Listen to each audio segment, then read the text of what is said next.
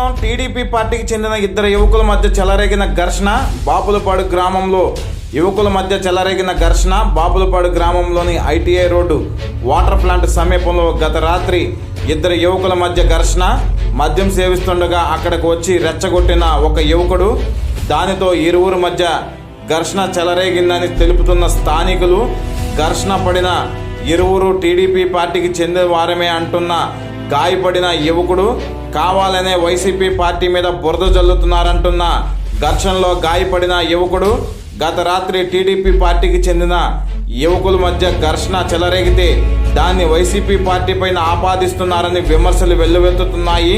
ఆసుపత్రిలో చికిత్స పొందుతూ మీడియాతో మాట్లాడిన ఘర్షణలో గాయపడిన యువకుడు.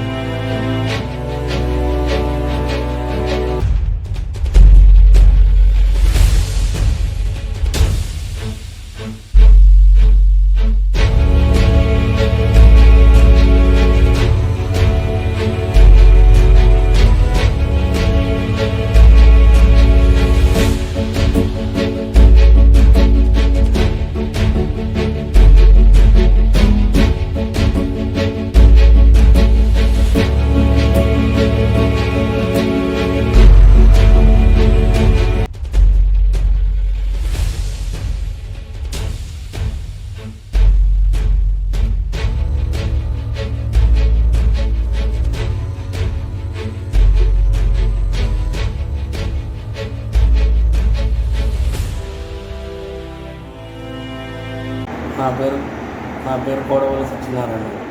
మాది బాపులపాడు.